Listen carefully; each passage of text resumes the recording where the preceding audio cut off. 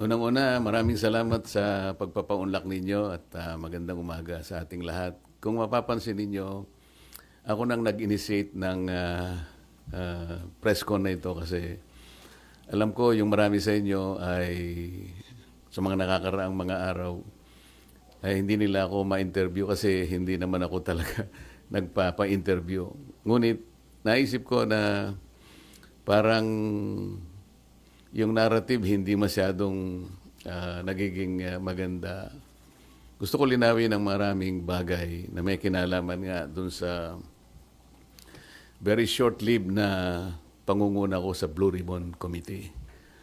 Halos 3 investigations lang yung ating natapos at nagkaroon na nga ng development at yun naman ay alam na ninyo. Ngayon, dahil nga dun sa mga pangyayari na yan, meron akong gustong mga issue na dapat ituwid. Gusto kong unahin yung tungkol dun sa punta nung Bryce Hernandez sa custodial investigation sa Camp Crame. Sapagkat kung alam naman ninyo, yun ay na-cite natin in contempt dahil nga sa tahasang pagsisinungaling niya, harap-harapan, ipinakikita na namin sa kanya mga dokumento, pati nga yung ginagamit niyang mga peking IDs na inisyu ng LTO.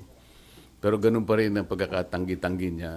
Napilitan kami na i-contempt siya at nailagay nga siya sa custody ng ating Sergeant at Arms.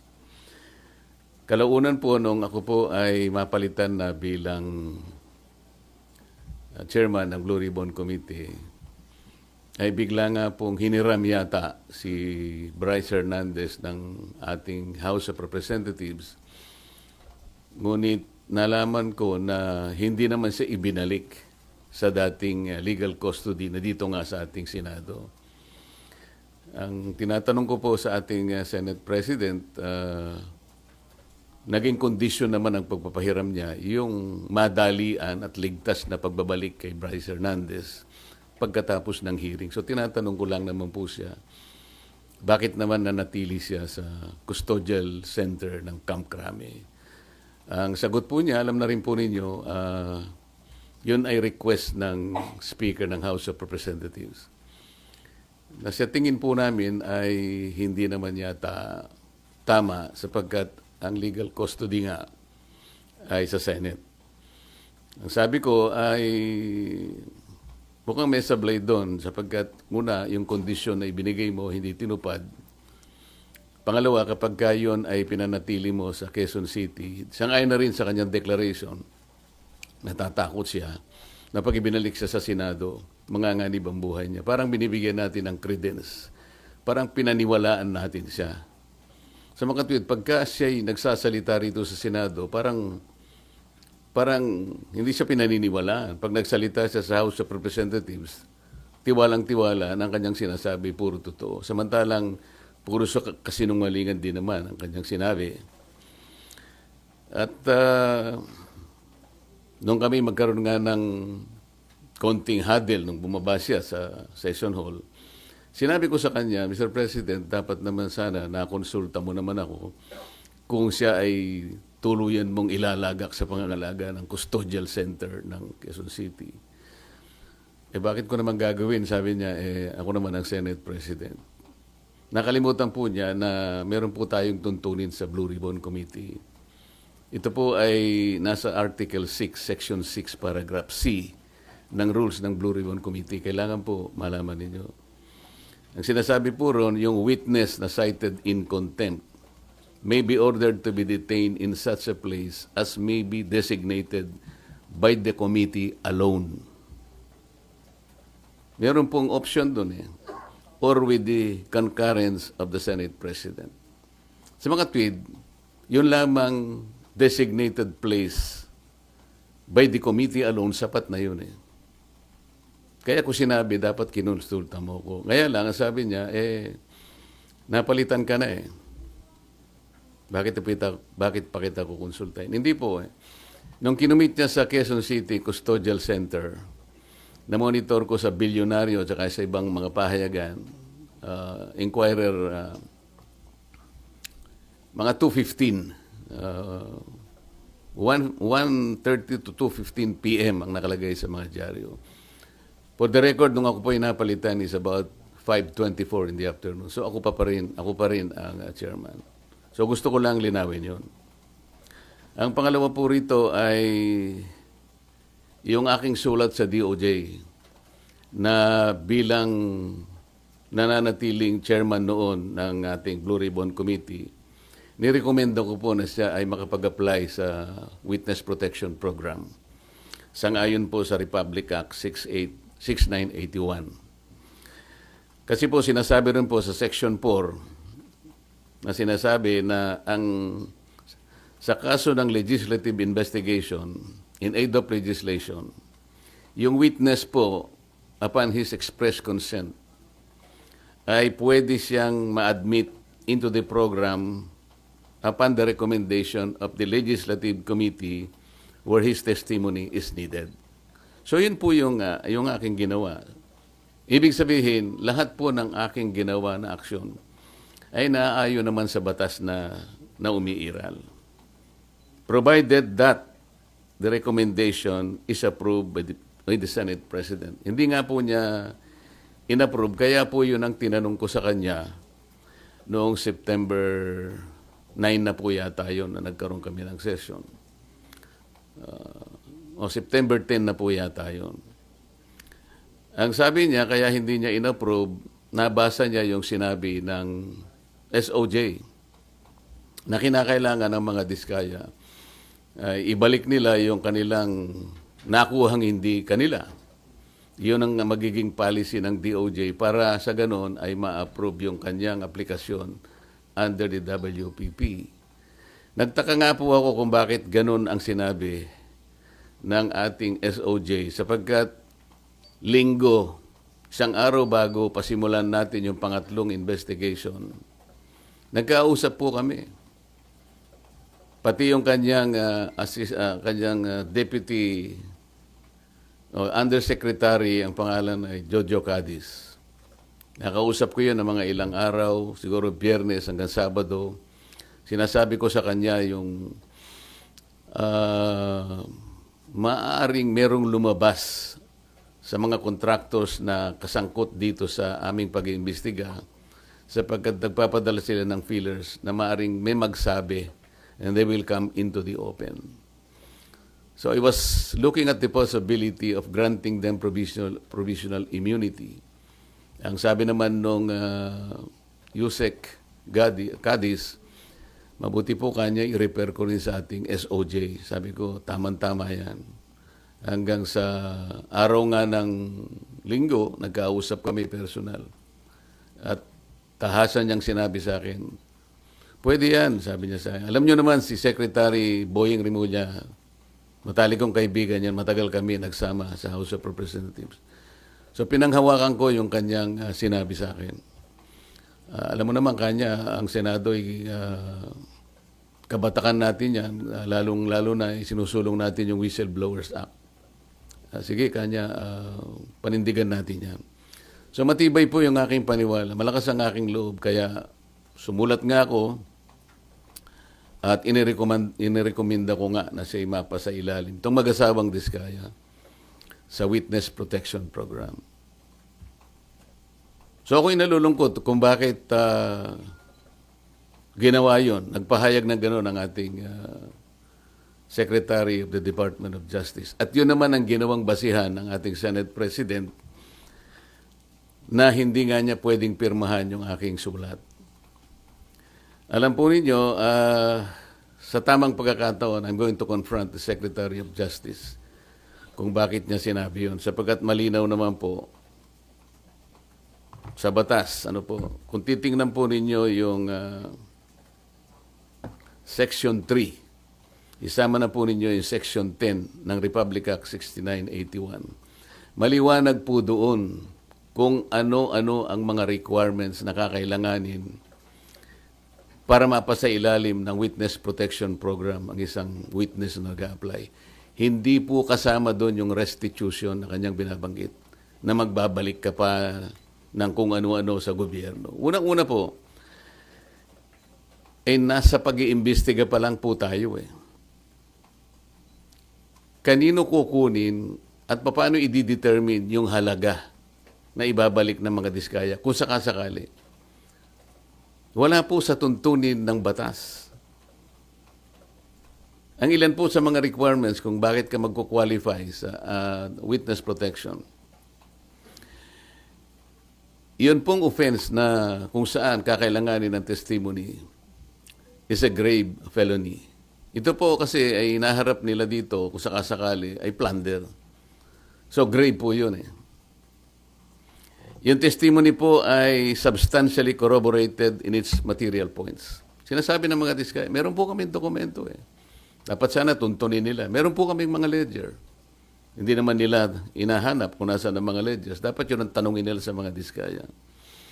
Ang miyembro niya, siya o ang miyembro ng pamilya up to the second civil degree by consanguinity or affinity ay nasa threats, tinatakot. Maaari silang mamatay. Maaari silang puwersahin, takutin. Ito po yung mga requirements lang eh. At hindi siya law enforcement. Sa Section 10 ay sinasabi rin ang walang ibang direct evidence na maglilink sa mga iba. Kung kakailanganin mo ang kanyang testimony, isa sa requirement yun eh. Na sila ay they are not the most guilty. At hindi pa sila na-convict ng krimen involving moral turpitude. So makikita po rin nyo rito, yung restitution na sinasabi ng Secretary of Justice, na yun naman ang pinagbasihan ng Senate President, hindi po kasama sa requirements para lang ikaw ay makapag-apply under the Witness Protection Program. Bakit po bumaligtad ang Secretary of Justice? Ngayon po, sinasabi ni Senate President, nagmamadali daw po ako na mabigyan sila ng Witness Protection Program. Yun po yung sinasabi ng batas eh. Pag hiningi nila with their consent, sapagkat nanganganib ang buhay niya, hindi ka magmamadali. Ilalagay ko po ba sa kamay ko ang kaligtasan ng mag-asawa na yun? Sila po ay nagkusa, gumawa ng salaysay. At kung malalagay ang kanilang buhay sa alanganin, sa peligro, sa kamatayan, hindi ko hihintayin na dumating yun. Gagawin ko yung katungkulan ko sa ilalim ng batas. Kung sinasabi nila nagmamadali ako, maaaring nagmamadali ako sapagkat yun ang kailangan para sila'y mailigtas. Okay. Sir, kaya nyo ba siya ini-apply sa protection program? Sa tingin nyo ba, nagsasabi ng totoo yung mag-asawang diskaya? Kasi may mga observation na parang selective ang kanya lang pinangalanan, yung samantalang year 2016 pa, as early as 2016, nag-DDPWH projects na sila, pero parang wala siyang pinangalanan doon sa... Yung tanong mo kung pinaniwalaan ko, sinabi. Kaya that's beside the point eh. It's not for me to render judgment doon sa kanyang sworn statement. Iyon ang kanyang sworn statement. At sinabi niya roon na nanganganib po yung buhay ko namin dahil sa lumabas po kami na ganito. At bukod doon, bago siya gumawa ng isang sworn statement, minabuti ko para masiguro ko na talagang voluntaryo ang kanyang gagawin. Sabi ko sa emissary niya, pasulatin mo siya sa akin kahit na handwritten note na talagang voluntaryo niyang gagawin at kung bakit niya gagawin yon. Nasatisfy ako doon sa kanyang sulat. Kaya sabi ko, sige, sabihin niyo sa kanila, gumawa sila ng sworn statement. Hindi para sa akin na i-judge yung sworn statement. Ito will form part of the proceedings na pagdating ng araw, ito ay gagamitin po ng korte. Mahaba pong proseso ito eh. The Senate President already rendered judgment doon sa sworn statement. Dapat hindi po gano'n eh. Wala po kaming karapatan husgahan ang sworn statement ng isang taong gustong magpahayag ng kanilang saloobin. May kinalaman sa pag-iimbestiga nito. Pero sir, yung decision nyo na gawin siyang state witness... Hiningi po niya yun. At nasa batas po na kinakailangang ibigay sapagkat nanganganib nga yung buhay niya sang-ayon sa kanilang pahay. Nakikita ko rin po Sa tahanan nila, pinagbababato sila. Ano po ang Nakonsulta- gagawin ng isang chairman ng Blue Ribbon Committee? Sir, nakonsulta daw po ba yung mga miyembro ng Blue Ribbon o yun ay sariling decision nyo, sir? Paano kung kukonsultahin? Hindi ko nga alam kung maglalabas sila ng sworn statement. Nung ibigay nila sa akin yon, gabi ng linggo, nung makuha ko yung in a sealed envelope, wala na akong pagkakataon na bigyan ko ng kopya ang aking mga kasama. So dahil magsisimula ng alas 9, doon ko inihayag yung sworn statement. Hi, sir. Sir Mean po from TV5. Sir, I Yes, need to ma'am. ask this. Kasi yung sinasabi kaya daw po ang bilis ninyong inirekomenda maging state witness, nagkaayusan na. Would you want Sino to po comment? nagsabi nun? Sir, yun yung mga nag-circulating among netizens, sir, nung time na lumabas yung letter na... Sana po merong nagsabi talaga kasi mahirap mag-speculate ng ganun. Nilabas, nagmadali po ako. Ako po, sinasabi ko sa inyo ang katwiran ng dapat magmadali. Yun po yung yun po yung sinasabi ng batas. Binasi ko po sa batas lahat ang aking ginawa. At hiningi po nila at sa aking palagay po ay nanganganib nga sila sapagkat marami silang binanggit na mga pangalan at nakikita ko rin naman kung anong ginagawa ng mga tao sa kanilang sariling tahanan. Hindi po ako pwedeng magbakasakali. Ayokong ilagay sa kamay ko yung kaligtasan nila.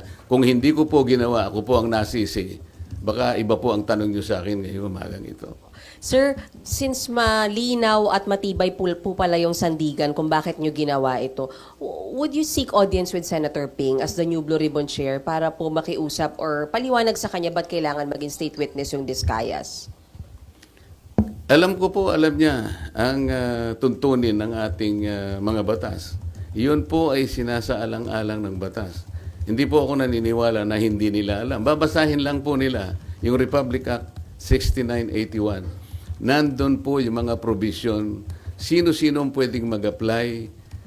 Ang requirements po, sila po ba ay covered ng mga requirements? Sila po ba ay pasok do sa mga requirements? Alam po nila kung papasok o hindi. Hindi ko na kailangang makipag-usap. Kung kinakailangan, bakit hindi? Ngunit, baka mamaya sinasabi nila, may pinagtatanggol na naman ako. Ang dapat po niyong mapansin ay ganito. Bakit po nila ginadjudge yung sworn statement? Wala pong sino sa amin ang pwedeng mag-judge. Not even the Senate President. Ako nga pwede akong magsabi na baka siya yung may pagkukulang ba't niya ginadjudge. Sapagkat alam ko yung mga diskaya, kalaban ng pamangkin niya sa politika. Meron akong babanggitin sa inyo na mga ibang pangungusap na ginawa niya na kailangan po nating linawin din. Kaya ito ang dahilan kung bakit ko kayo pinatawag sa isang press con. Ito po mula sa ANC Head Start. Interview ni Ms. Karen Davila about the Blue Ribbon Chairman being a lawyer. Sabi po ni Senate President Soto, there is no such thing as a rule, dapat abogado yon. Abogado ka nga, di ka naman magaling mag-imbestiga, di ba? Chuckles, nakalagay po. So useless. Unang-una po ako, wala akong in-insinuate na dapat ang chairman ay abogado. Ito lang ang in-insinuate noong isang babaeng hanggang ngayon hindi makamove on kung bakit ako nanalong senador. Alam na po ninyo yun. Pinipilit po ba nila sinabi ko ito? Hindi ko po sinabi ito. Pero sila nga po ang may pasaring rito eh. Abogado ka nga, hindi ka naman magaling mag-imbestiga, di ba? Saan po nila nakuha yun? Sino po ba yung magaling? Bakit tayo magkukumpara? Ito po po sinabi niya, September 10, 2025, sa totoo lang, 1PH, Job Francisco, Chicky Vergel, Cheryl Cosim, SP Soto, may suspetsa na kami na inedit yung affidavit ng Diskaya. How can the Senate President say this? What is his basis for doing this? This is a serious charge. Sino po ang nag-edit? Ako po ba pinatutungkulan niya? Sir, isa na lang from my end. Sir, yung doon lang sa Camp Crame, sabi nyo sablay na binalik doon si Bryce, pero ngayon nasa Pasay City Jail, you're okay with that, sir? Alam mo ako, hindi ako pala away eh. Ang gusto ko lang kasi, the processes of the Senate and the integrity of the inquiry will not be compromised. Ang legal custody nasa Senate. Ang kondisyon na binigay ng Senate President ibalik sa Senado. How come nag-relent siya sa request ng Speaker of the House of Representatives? Inconsequential yung request. The House of Representatives has nothing to do with the custodial authority of the Senate. Makukompromise tayo. Ngayon, nung sinabi nila na okay na ba sa'yo, nailagay na lang natin sa Pasay City. Para sa akin, okay na rin. The Senate is under the jurisdiction of Pasay City. Para lang ma-preserve natin, a semblance of authority of the Senate cannot be compromised in any manner. Yun lang ang point eh. Ang dami po nilang sinasabi rito eh. Very debuts, September 14, 2025, via Twitter. Wala pang hearing ang Blue Ribbon. Ano ba nangyari? Malalaman natin sa Blue Ribbon kay Senator Lacson, meron siyang investigasyong ginagawa tungkol dyan. Ibig ba sabihin, will they investigate the Discayas kung ba't sila gumawa ng sworn statement? Yun ba yung gagawin? Ito yung sworn statement ng tao. You have no right to question that sa Blue Ribbon Committee. Kung ano yung pinahayag niya, it is for the court to appreciate that. Pagdating ng tamang panahon. Pero para i-judge mo ito, para i-judge mo na inedit ito, o nagkabayaran dito, iba na po yung narrative nila. It is not good for the Senate na ganito po yung gagawin nila. Kami po, hindi ako nakikipagkumpara kung sino yung magaling. Kung sino yung gagawa ng tama, yun po yung tama, yun po yung dapat nating gawin. Kahit kailan, hindi po ako nakipagkompetensya kung pag-uusapan yung pagganap ng tungkulin bilang isang senador. Ang Blue Ribbon, wala na hong obligasyon na i-verify yung veracity ng sworn statement ng isang testigo. Kasi di ba binibet po yun bago para tanggapin or hindi? Kasi pwede magamit ang Blue Ribbon kung nagsisinungaling po yung witness. It is for the court to appreciate that. Kami po, kung ano yung binigay nila, tatanggapin po namin yun. Yun po yung risk nila. Ang usapan dyan, kaya mo ilalabas yan, yan ang totoo. Yan ay yung sarili mong, voluntaryo mong ginawa. Sila lang ang makakapagpasya nun. At pagdating po ng panahon, nakakailanganin lahat ang pag-iimbestiga niya. Sa tamang panahon, ang korte lang po magbe-verify yan. Haharap sila sa korte. Ang korte po ang makapagpapatunay. In the final analysis, the court will be able to determine kung tama o hindi yung kanyang sworn statement. Marami pong paraan para yun po ay malaman natin. Pero hindi po ang Blue Ribbon. Kasi po ang Blue Ribbon, kung titignan po niyo yung tamang direksyon niya, in aid of legislation lang po ito eh. Pagdating ng araw, yan pong mga prosecutorial actions na yan, sa korte na po lahat pupunta yan. Kung makukumpleto po yung committee report, lahat po yan papunta na po sa prosecution at finally to the courts of law. Pero sir, kahit in aid of legislation, hindi ba may obligation kayo na alamin yung kung totoo lang, kumbaga yung mga sinasabi ng mga witness, di ba? Paano po namin, paano ko alamin, sasabihin ko sa kanya, mali itong ginawa mo. Kami nga ang naging carry sa kanila para lang tulungan ng Estado, para tulungan ng gobyerno. Kung ano po yung nalalaman ninyo, kasi hindi namin lahat magagawa ito. Kaya nga mayroong witness protection program. Sa akala nyo ba, mayroong magsasabi kung sinong mga senador at sinong mga congressmen ang sangkot dito kung wala kang gagamitin under the witness protection program? Sir, So sir, paano yung in aid of legislation kung makakuha kayo ng informasyon na mali naman pala? Ang in aid of legislation po, ang tinitingnan namin, yung sum total po ng pagsasabi nila at pagdedeklara nila before the committee. Halimbawa po ngayon, para ipakita ko lang sa inyo, ano na po ang naisip naming legislative measures. Sa 3 hearings po na nagawa ng Blue Ribbon Committee, halos 14 na po na legislative measures ang aming naiisip na i-propose. Unang-una, amendment to the procurement law. Republic Act 9184 as amended by Republic Act 12009. Ano po ang gagawin doon? Yung transparency and monitoring po, lahat ng mga magre-require ng digital geotagging, drone monitoring at satellite validation, kailangan na meron na po yan. May accountability and sanctions. Merong risk management na amendment po nitong ating procurement law. Number 2, amendment of the anti-graft law. Ito po ay mag-i-include ang additional penalty, perpetual blacklisting in case of corporations or entities involved in corrupt practices or plunder. Number 3, amendment to the contractor's licensing law. Ito ng PICAB. Isasama dyan ang divestment requirement, conflict of interest, provisions, and penalties. Ito po, yan. Number 4, amendment to the witness protection law. Dito pa lang po kailangan may amendment na po Number 5, amendment to the AMLA. Nakikita po ninyo pati yung ating mga casino ginagamit na laundry areas na po yan.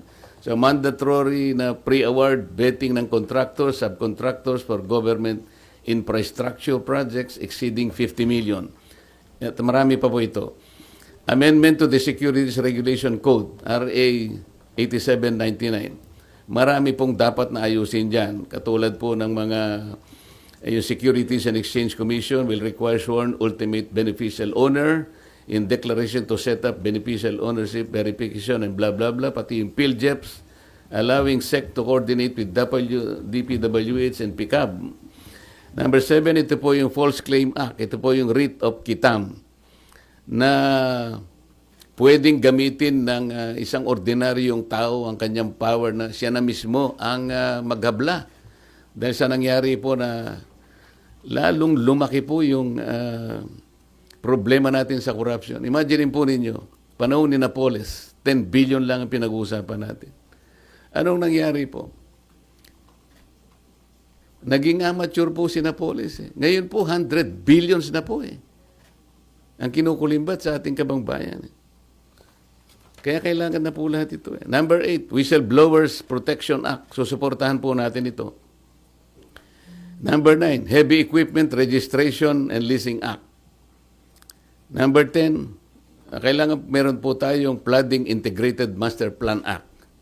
Number 11, i-amend po natin ang Ombudsman Act kasi wala siyang masyadong ngipin. Halimbawa, i-amend natin ang Section 15 to include recovery or consideration made to any government official or employee regardless of the nature of their position, whether appointed or elected. Ito po yung isa pang maganda.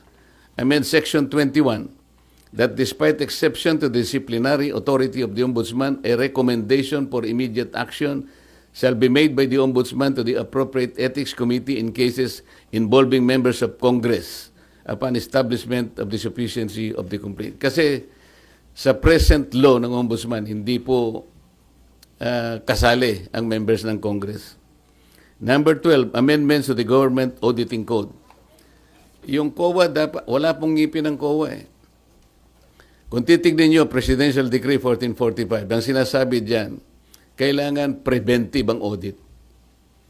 Paano kayo makakapag-prevent po ng pagnanakaw sa mga ating mga projects at sa lahat ng gawain? Kung post-audit lahat.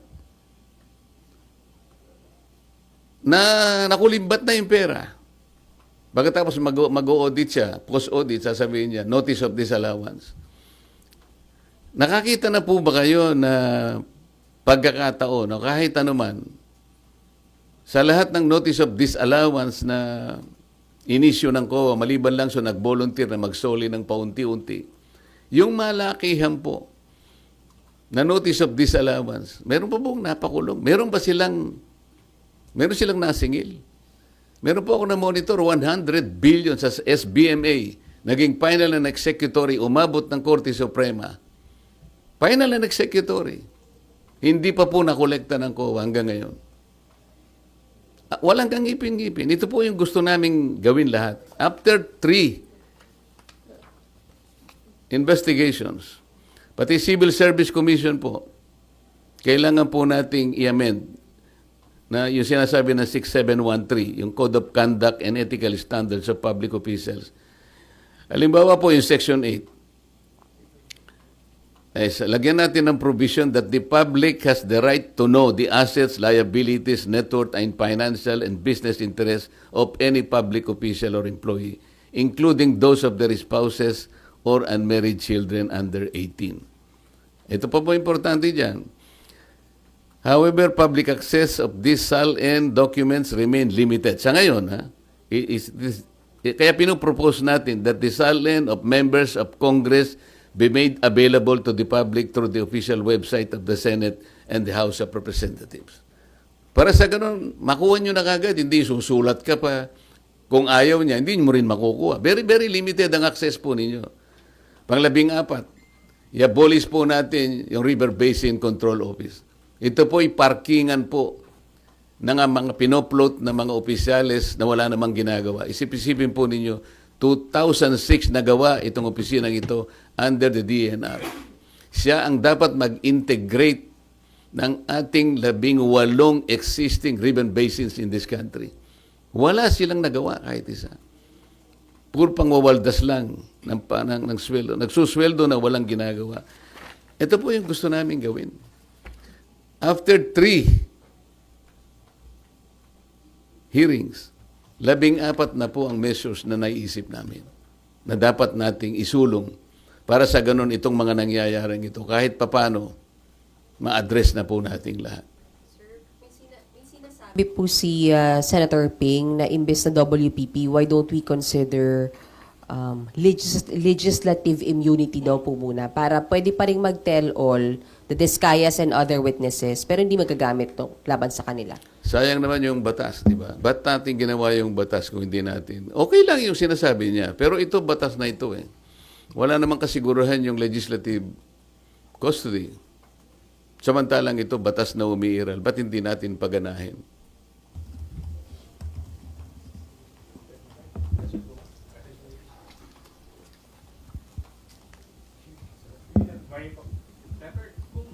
Kung nabanggit niyo po kanina na hindi na po saklaw ninyo trabaho yung pag-determine kung nagsasabi ng totoo o hindi yung witness, then bakit po na contempt si Bryce Hernandez tsaka yung iba pang witness before?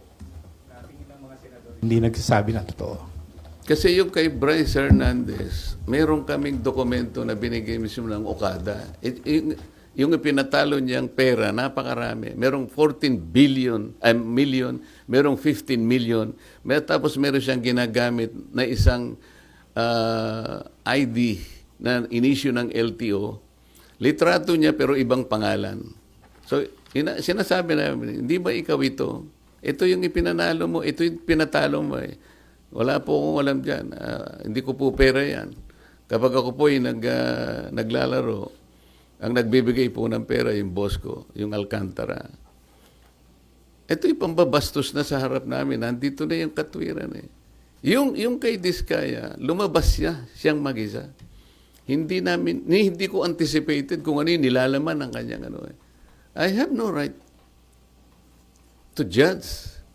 Sabi ko nga sa inyo, pag natapos na lahat ng investigasyon, isa yun, maring iba pa ang lilitaw. Sa korte na po, gagamitin po lahat yun. And the court is the proper place para i-determine po yung veracity or otherwise nung kanyang paglalahad.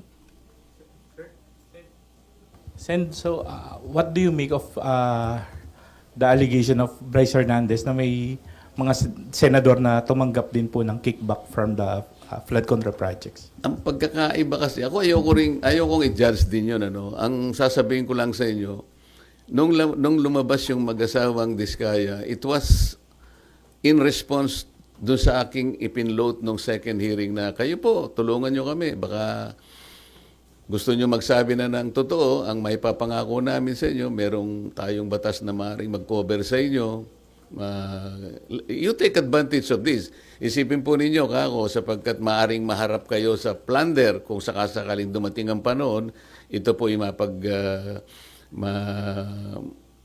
may latag lahat sa korte.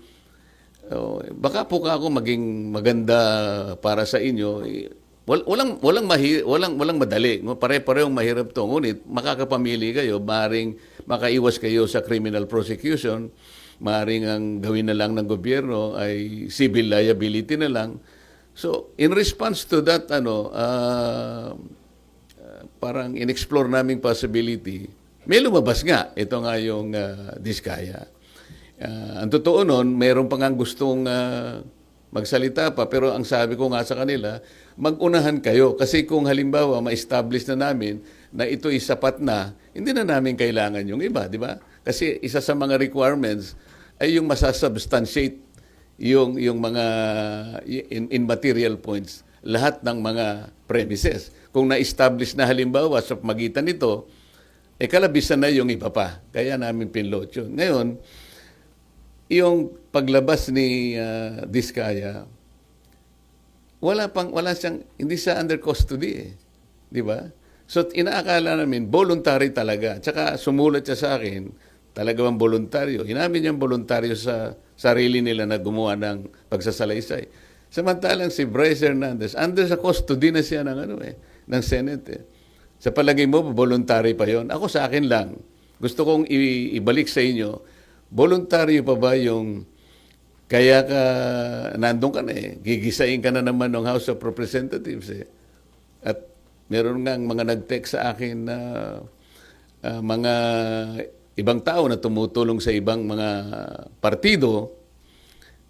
Meron daw mga congressman doon na nagsabi o nagsasuggest, maglaglag ka na rin ng mga senador para hindi kayo makontempt. So, malalagay sila sa pressure So, kung tatanungin mo ako, palagay nyo ba kapani-paniwala? Hindi ko alam. Pero kayo ang makakapagsabi, alin ang mas magandang sworn statement? Yung hindi ka pa under custody o yung under custody ka na? Doon masasalamin mo ngayon kung alin ang mas voluntaryo. Alin ang mas totoo. Sir, hindi ba, Senator, mahalaga din yung ma-determine yung credibility ng isang nag-a-apply na witness? For example, itong Diskaya, si Sara Diskaya, puting asawa niya, they have been denying before that they own more than one company. Sabi na yung Alpha and Omega lang yung kumpanya nila. Pero later on sa Blue Ribbon, inamin po nila na siyam yung pagmamayari nilang kumpanya. Alam mo, yun nga ang korte nang magdidetermine noon later on. Kami, nahangga lamang kami doon sa paggawa ng batas sapagkat ang aming direction is always in aid of legislation. Gusto kong malaman ninyo, there is a distinction between police investigation at saka yung investigation in aid of legislation. Ayokong magbigay ng insinuation dyan, but hindi ako marunong sa police investigation dahil hindi ako police.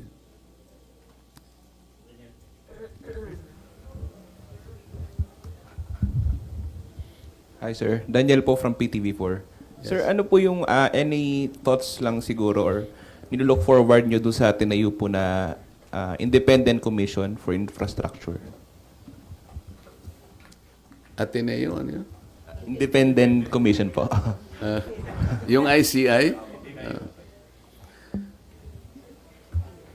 Wala naman akong... baka sakaling makatulong naman yon, bakit hindi? Ang gusto ko lang sanang makita ninyo, lalo na kayong mga members ng media, kailangan mag-fit sila doon sa tinatawag na Independent Commission. Sino yung magiging opisyal na hihirangin na magko-compose ng Independent Commission? How independent can they be? Yung probity na hinahanap, wala ba silang kulay politika? Sila ba ay magpapahayag na kahit kailan hindi sila tatakbo sa opisina ng pampolitika? Para sa ganon ay yung gagawin nila ay talagang independent of anything. Para paniwalaan. Kasi yun ang importante, kailangan paniwalaan. Pagkatapos, are they competent na makita ito? Gaano katagal? Kasi ang pinag-uusapan natin, kailangan matigil na kagad ito Kung ang pag-uusapan natin ay yung ilang taon pa atras, baka mamaya makonsume na tayo lahat. Hindi ba dapat merong immediate na gagawin dito? Kaya nga yung sa amin, in aid of legislation, kailangang mailatag kaagad. Yung mga batas na kailangan, ma-address natin kaagad. Lamang, ang problema kapag ka-legislation, medyo matagal nga rin. Pero pagsikapan po natin, nabilisan, ma-fast track natin, given the extent and magnitude of the problem ahead of us. Hi, Sen. In relation to his question po, sabi ni Senate Minority Leader Alan Cayetano po, magkakaroon daw po ng meeting ang Minority Bloc regarding po dyan sa pag-support po sa Independent Commission. At sabi po ni Senator Alan, susuportahan lang daw po yun kung, wait lang, yung mga tinalagang miyembro ay malaya sa impluensya ng politika at malalaking negosyo. Kayo po, Sen, would you support the creation po ng Independent Commission for Infrastructure po? I will support the creation of that commission. Ang sabi ko nga, yung kailangan siyang maging independent talaga. Kagaya ng ipinahayag ni Minority Leader Alan Cayetano, tama lang talaga na makita talagang independent sila para maging malinaw, katanggap-tanggap yung resulta ng kanilang investigation. Otherwise, malalagay na naman tayo dun sa kalagayan na ipagkikibit-balikat lang sapagkat napolitika na naman tayo. Nag-meeting na po ba ang Minority Bloc o magmi-meeting pa lang po para pag-usapan po yan? Nakita ko sa thread, magmi-meeting pa lang kami. Pupunta ako mamaya. Ano oras, sir?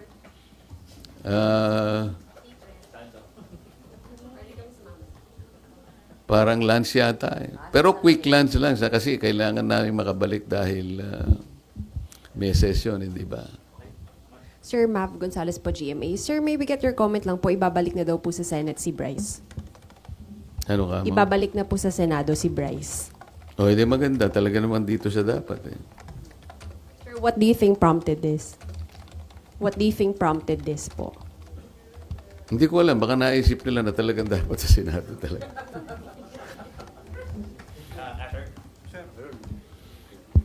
Sir, good morning po. Asher Kadapan Jr. from UNTV. Sir, tanong lang, ano po yung recommendation na dapat na maging direction po ng Blue Ribbon Committee investigating the anomalous flood control project?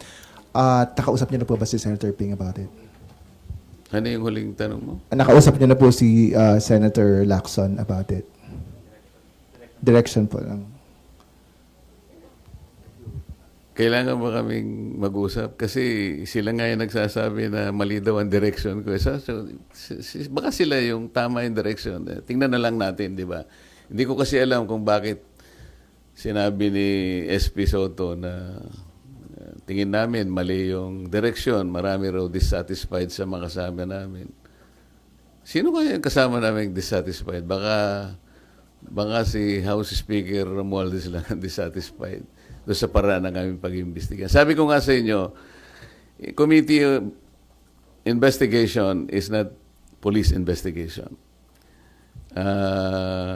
Hindi yung nag-iimbestiga na pagkatapos meron pang separate investigation. Sa aking palagay ay hindi sana nangyari yun. Merong lugar dito, meron sa Arayat, meron sa Nauhan, Mindoro, meron sa ganito. Bakit pa isa-isang ganon? Ano ba yun? Meron ng Blue Ribbon Committee. Ba't kinakailangan magsagawa pa ng individual investigation ang bawat isa sa amin? Meron naman kaming Blue Ribbon. What does that suggest to you? Kasi sa House of Representatives na kung saan nagtagal ako, pagka yung isang subject matter tinitake up na sa committee, wala nang nagpe-privilege speech. At least sa House of Representatives. Sa Senate siguro baka wala namang rules na gano'n. Pero sa tingin ko, kahit na walang rules dito, pagka tinitake up na sa Blue Ribbon Committee, I think the common decency requires na wala na dapat yun. Kasi parang nagpapaligsahan. Hindi maganda. Sen, last lang po sa akin. Bukod po sa pagkompronta, sabi niyo kay SOJ Remulla, meron po ba kayong ibang mga plano pang gawin to pursue providing protection sa mga diskaya, or are you still going to pursue it? Yun lang ang alam ko kasi yun ang nasa batas lang eh. Kasi baka kung meron pa akong gagawin, sasabihin nila, kinakatigan siya o inaapoyohan. Ayokong isipin ninyo na meron akong kinakampihan dito. As chairman, kailangan maging neutral ka eh. Alam mo yung problema ko nung nag-hearing ako sa Blue Ribbon? Ang problema ko, yung mga kasama ko nga. Kung paano ko mamamanage yung time. Lahat gustong magsalita. Walang focus, di ba? Halimbawa, ang tinutukoy ng isa dito, pagkatapos magsasalita yung isa, doon ang tanong niya. So, yun pala yung nakita ko. Yun pala yung pinakamahirap na challenge para sa akin. Hindi yung pagtatanong mismo o kung paano mo i-manage ang mga kasama mo. Kasi iba't iba yung pinanggagalingan nila. Kaya kung iisipin mo, kung kailangan maging focus kayo dahil kukunti yung panahon, medyo hirap ka pagka yun ang issue. Sir, Mary Reyes from One News One PH po. Over the weekend po, meron pong umuugong na may kudeta daw po laban kay SP Soto. May nagsasabi rin po galing daw po sa Duterte Block yung move na to. Your comments po. Hindi ko naman alam yan. Hindi naman ako chismoso. Pero Sen, wala po bang kuda na nabubuo po ba ngayon o may info po ba kayo? Ako wala. Baka ikaw meron. Sabihin mo nga sa akin. Chika na lang po tayo. Thank you, Sen. Sir, sabi niyo mahirap yung pag-manage nung kayo ay Blue Ribbon Committee Nakita mo Chair. naman di ba? Yes, sir. Meron kang pinupunto dito. Tapos biglang sasabihin siya, ang pinakamahirap dito biglang may mag-i-intervene. Mr. Chair, may I intervene? Of course, yung papayagan ako. Yun ang marami. Kaya kung minsan may nagseselos, ikaw kanya, hindi ka naman fair eh. Salita na salita. Paano mong gagawin? Ng intervene ito, papayagan pagkatapos. Tapos yan naman, nandun pa siya rito. Naku, hirap na hirap ka talaga doon. So, sir, nakahinga ba kayo ng maluwag na hindi na kayo yung chair? Or would you have wanted to stay as the chairman of Blue Ribbon po? Hindi ko na mong tanong, nakaluwag-luwag, talagang lumuwag. Nung ako'y pinalitan na, yung paghiga ko sa kama, nakatulog agad ako eh. So ayaw nyo na rin, sir? Or would you have wanted to stay, sir, as the chair? Siyempre, kung ako yun, mandato eh. Yun ang tungkulin natin. Hindi naman tayo umaatras sa tungkulin. Diba?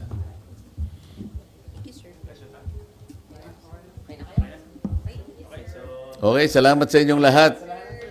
Hanggang sa susunod na pagkakataon.